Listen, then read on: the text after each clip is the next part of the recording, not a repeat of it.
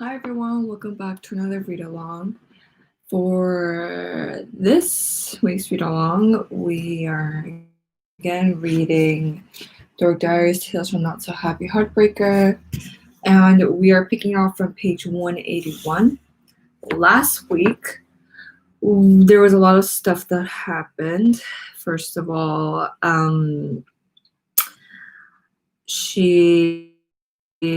Nikki was going to ask out Brandon again, but her teacher caught her doing that, and then she found out that Brandon texted Nikki by accident. Although apparently he wants to text Mackenzie, and then she was very shook by that. So yeah, a lot of things happened, and there was a blizzard, and then the sweetheart dance got canceled. So yeah, that's where we left off last time. So yeah, let's get started on page 181. Saturday, February 15th. Today I agreed to watch Miss Wallbanger's adorable little grandson Oliver for a couple of hours while she played bingo at the senior center. Okay, I admit I was wrong. I should not have teased Brianna about having a crush on Oliver last week. And I don't blame her for still being a little mad at me about the silly KISSING poem. But I never imagined she'd go hide in a closet and refuse to play with him, especially after they got along so well when they played together at Candy Kingdom in the mall. Trying to coax Brianna out of the closet was a major headache. Come on, Brianna, why don't you come out and play with Oliver? It'll be so fun. Oliver smiled and nodded his head. Brianna, do you want to play Princess Sugar Plum Monster Truck? Finally, Brianna slowly opened the closet door and peeked out.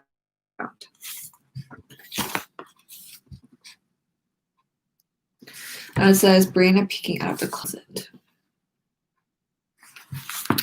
I couldn't believe Brianna was acting like such a little drama queen. She knew good and well that if Oliver wasn't visiting, I'd snatch her butt out of the closet so fast she'd have a Brianna rolled her eyes at me and finally stomped angrily out of the closet. That little brat didn't appreciate the fact that I spent 15 minutes setting up the family room with the sort of toys, games, and stuffed animals. I'd even managed to find some dinosaurs, astronauts, and wild animals for Oliver thanks to Princess Sugar Plum's journey to Dino Island, Blast Voyage to Mars, and Swimming Safari Adventure. But in spite of a room full of toys, Brianna and Oliver just sat there staring at each other like strangers. Hey, Oliver, look at this cool T-Rex, I said enthusiastically. Roar, roar.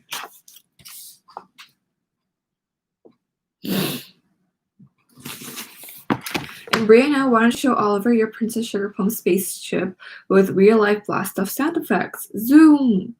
No way, Brianna grumped. Boys have cooties. Oliver looked sad and sighed. Poor kid. I felt really sorry for him. Then Brianna got really personal and started dissing my babysitting skills. Nikki, as a babysitter, you stink. If Miss Penelope was watching us, we've had lots of fun. Fine, I said. Then let her do it. She'll see how hard it is to watch a little brat like you. Fine, Brianna yelled at me. You're fired. That's when Brianna brought out Miss Penelope. A smile spread across Oliver's face as he quickly pulled his tattered Mr. Button sock puppet from his pocket. Within seconds, Miss Penelope was showing Mr. Buttons Brianna's Princess Sugar Plum spaceship. I'm an astronaut and I've been all over the galaxy. Want to see my moon dust? Mr. Button asked. You actually have real moon dust? Miss Penelope exclaimed.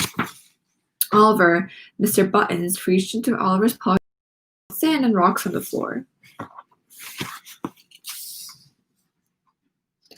And it says, Mr. Buttons shows off his moon dust. Cool, Miss Penelope gushed in amazement. I couldn't believe my eyes. So Miss Penelope and Mr. Buttons were having so much fun laughing, playing, and running around that Brianna and Oliver joined in too. The four of them took a trip to Mars and had a conversation in an alien language. Then they hunted for the tooth fairy in the jungle while riding on dinosaurs. Since Miss Penelope had both of the munchkins under control, Brianna was right. She was a pretty good sitter. I decided to chillax by having a snack and writing my diary. Everything was great until I heard Oliver crying. Apparently, Mr. Buttons was missing. Brianna insisted that he had been kidnapped by the tooth fairy. Oliver was super upset. I want Mr. Buttons. He's my best friend, he wailed. Soon Brianna and Miss Penelope started to cry too. Mr. Buttons is gone forever. It looks like I'll have to finish this diary entry later. Right now I have a babysitting emergency on my hands. I've heard how people can end up emotionally scarred for life simply by losing their favorite security blanket or toy as a little kid. Which probably explains why a lot of kids at my middle school are so messed up. But what am I supposed to do in a situation like this? Call 911 and report a missing dirty sock named Mr. Buttons? Frowning face. To be continued. Sunday, February 16th. Now, where was I? Tapping chin and thinking. Okay, Mr. Buttons was missing, and Oliver, Brianna, and Miss Penelope were having a simultaneous meltdown. We looked everywhere, and still couldn't find that stupid sock. I knew socks had a nasty habit of disappearing in the dryer, but I had no idea how one could just vanish into thin air. Nikki, you're the babysitter, Brianna screamed. Do something and do it now. I was like, oh, no, she didn't. Really? So I'm the babysitter now that Mr. Buttons is lost and everyone is crying, I yelled at Brianna. Personally, I think this is all Miss Penelope's fault. Tell her to go and find Mr. Buttons. But since I was a responsible older sister, I decided to take the matters into my own hands. After rummaging through my sock drawer, I found an old mismatched sock with ruffles and lace. I grabbed a black marker and drew on a face. Then I stapled some yarn for hair, dabbed some cherry red lip gloss, and bam! A new puppet was born. I called her Maxine, mainly because she was as ugly as Max the Roach. Max is a 6-foot-long, hideous-looking plastic roach bolted to the top of my dad's bug extermination van. Although with the big hair, long eyelashes, fancy lace, and ruffled sock outfit, clothes expression, and 5 thick layers of lip gloss, she bore a striking resemblance to... never mind. I rushed back into the family room to introduce Maxine to Oliver. Oliver, please don't cry, Maxine pleaded in a squeaky voice. Everything will be okay, I promise. Who are you?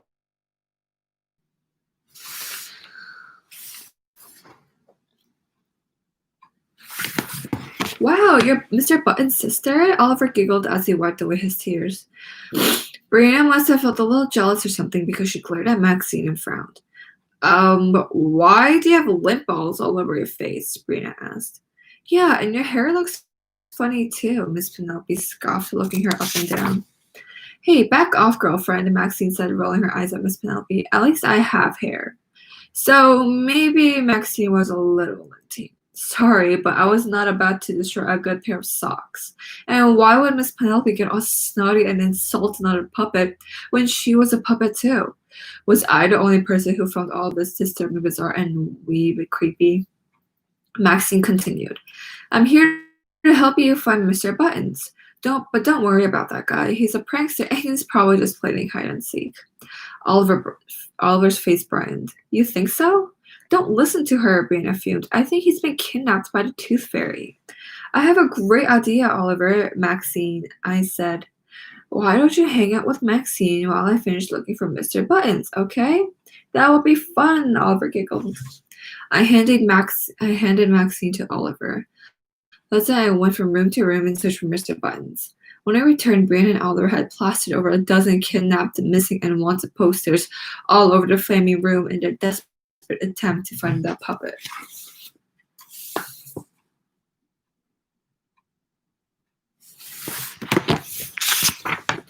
Brianna was about to tape a poster to a pillow on the couch when she suddenly gasped in surprise. Hey, look, it's Mr. Buttons! The Tooth Fairy kidnapped and stuck him behind this pillow, she exclaimed. Mr. Buttons, shouted Oliver. I'm so glad to see you. We all gave Mr. Buttons a great big group hug. Just then the doorbell rang. It was Miss Singer. Hi, Mrs. Wallbanger, I said. Thankful she hadn't arrived 5 minutes earlier. Hello, dear. Hello, Nikki, dear. How are my little gang busters doing? She asked cheerfully. They're great, I answered. We played some games and even went on a big make-believe adventure. Suddenly, Mrs. Wallbanger frowned. What was that? You think I need to get a wig and dentures? She asked, highly insulted. No, you actually look beautiful. Just the way you are, I tried to reassure her. As Oliver was leaving, he gave me a great big hug. Nikki, you're the best sitter me and Buttons ever had. Thanks, however, and I'll be looking forward to you visiting again. He took a few steps down the sidewalk, holding his grandmother's hand. Then he abruptly turned around and raced back to the door to give Brian a hug, too. Thanks for finding Mr. Buttons, he whispered. He made this especially for you. Oliver reached into his back pocket and handed Brianna a wad of red construction paper. Brianna unfolded the paper to reveal the most beautiful, crinkled-up, lopsided Valentine's card I've ever seen in my entire life.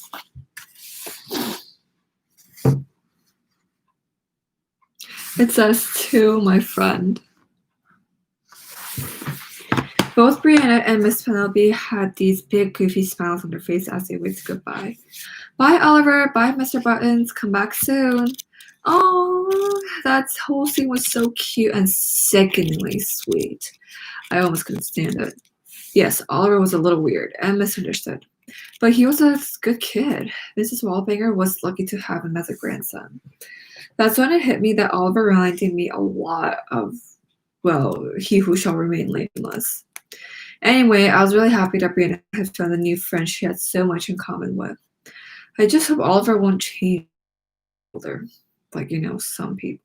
I almost forgot. Speaking of new friends, I now have a roommate, Maxine.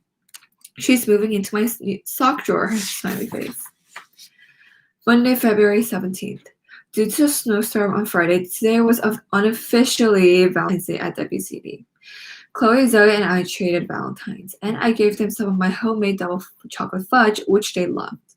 I noticed Brandon staring at me at the hall this morning. It seemed like he wanted to say something, but I just totally ignored him. And in bio, I noticed he had what looked like a Valentine or something stuck in his notebook. I assumed it was probably from Mackenzie, or maybe even for Mackenzie. But I didn't bother to hang around after class to find out. As soon as the bell rang, I grabbed my stuff and ran out of there like my hair was on fire. And speaking of Mackenzie, I know that girl hates my guts, but never in a million years did I think she would actually stoop so low as to try to drown me. In gym today, my teacher announced that we'd be learning about swimming safety and the buddy system. Okay, I'll admit it. And one of my most embarrassing secrets is that I'm not a very good swimmer. Just imagine how cruddy I feel when Brianna is confidently doggy paddling around the deep end while I'm nervously wading in this kiddie pool. Talk about humiliation, frowny face. Okay, class, our teacher began. I hope everyone read over the handout on swimming safety I gave last week. Because today we're going to discuss what to do if your swim buddy gets in trouble. I'm going to need 2 volunteers. Mackenzie and I immediately gave each other the evil eye. Just the mere thought of us working together as partners was beyond repulsive. I think our teacher must have seen our reactions and decided that making us wear the school's smelly, saggy, scratchy regulation swimsuits was not enough torture. Let's see. How about Miss Maxwell and Miss Hollister? And that's our gym teacher forcing Mackenzie and me to be swim partners.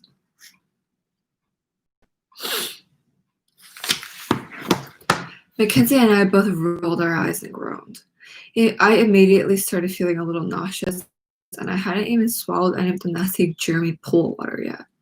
Okay, let's do some role playing. Miss Hollister, you'll be the swim buddy on the shore, and Miss Maxwell, you'll be the swim buddy struggling in the water.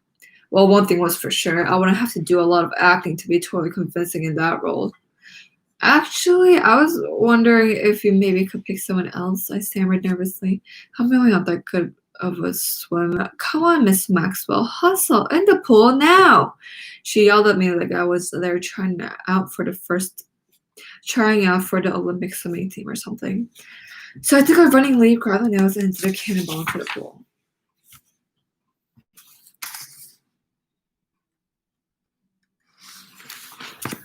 OMG, I hit the water like a brick.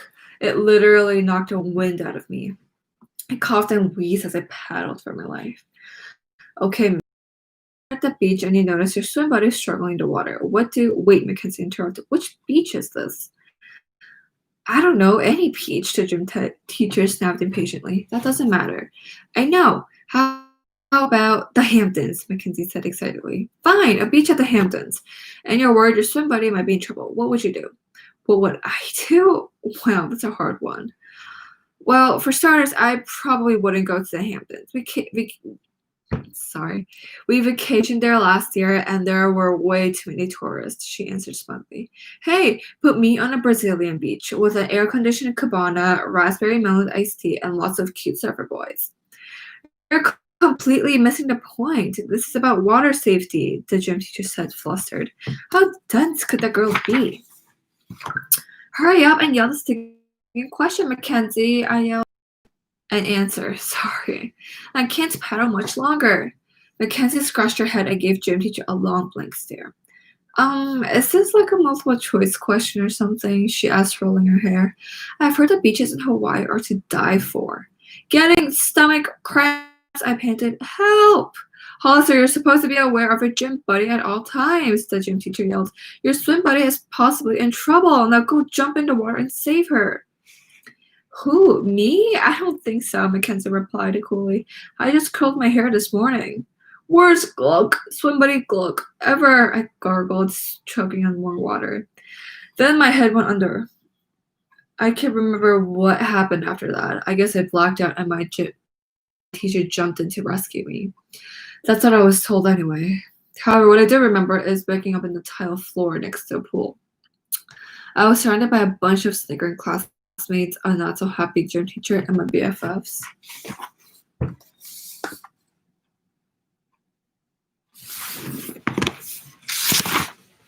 That's when I felt something really weird around my waist. And when I looked down, I discovered I was wearing a yellow donut-shaped inner tube thingy with baby ducks on it. It wasn't nearly as cute as the seahorse my teacher had thought and refused to let me wear it in the pool just last week. Go fair. You're keeping that thing on for the rest of the class today. Got it, Maxwell? My gym teacher said dryly. If you're having that much trouble swimming in only 4 feet of water, you're going to need all the help you can get. Wait a minute, I exclaimed. Are you saying I almost drowned in only 4 feet of water? That's barely up to my shoulders. I thought for sure I was in the deep end. My teacher sighed and shook her head. Oops, my bad, frowny face. Then she launched into another one of her stern lectures. Listen up, people. Water safety is serious business. The buddy system is no joke. Lives are at stake.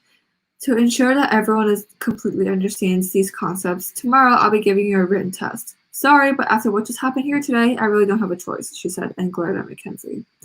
Every kid in the class groaned at this time, including me. Our teacher continued. Please read over the handout I gave you. We really need to learn this stuff. Any questions? I could tell the entire class was pretty ticked off based on the dirty looks Mackenzie was getting. Hey, don't blame me, Mackenzie shrugged and batted her eyes all innocently. Then she whipped around and pointed her finger right in my face. It's her fault. Blame the dork in the donut.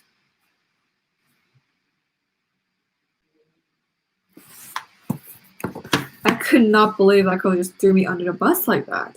And I definitely didn't appreciate her little dork in the donut comment. If Mackenzie hadn't just sat there very stupidly planning her next beach vacation while watching me drown, we wouldn't be having a written test. In gym, of all classes. It was her fault. But of course, Mackenzie is Miss Perfect. And all the CCPs rolling their eyes and whispering about me, the dork in the donut. Ugh, I give up. Next time, just let me drown. Thanks. Tuesday, February 18th. Ah, that was me screaming. I was totally freaked out by what I saw in the halls when I got to school this morning. It was surreal. I felt like I walked into one of my worst nightmares.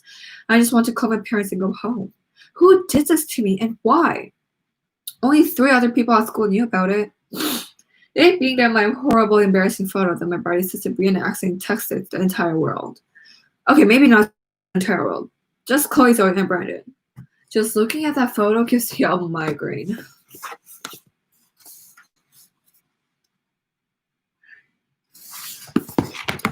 Chloe and Zoe were really upset and have Pinky sworn to me 3 times that they have nothing to do with it. And I really want to believe them. So that leaves Brandon. But why would he do this or give a picture to someone who would? Anyway, this is what I saw when I read at school this morning.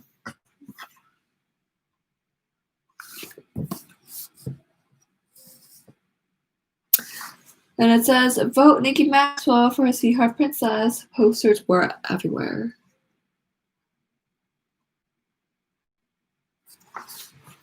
But the most humiliating thing is that everyone thinks I plastered those hideous posters around the school because I want to be voted Sweetheart Princess.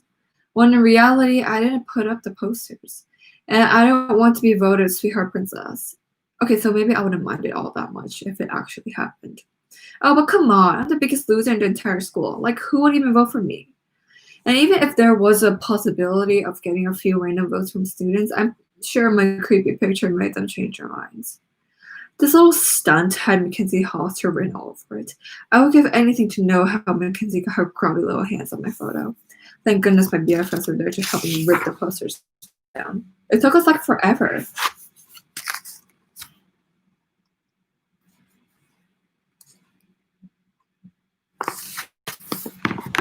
It says, me, Chloe, and Zoe tearing down those hideous posters.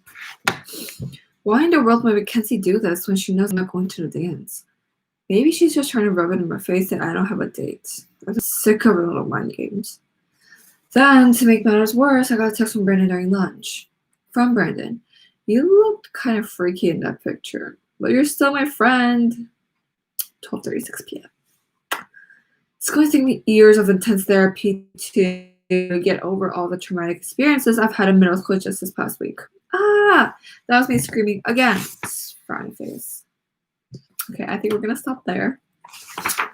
We've read like 30 pages. So, yeah. A lot of things happened this week. Pretty shocking. Yeah. So that's it for this week's read along. I hope y'all enjoy, and I will see y'all next week. Bye.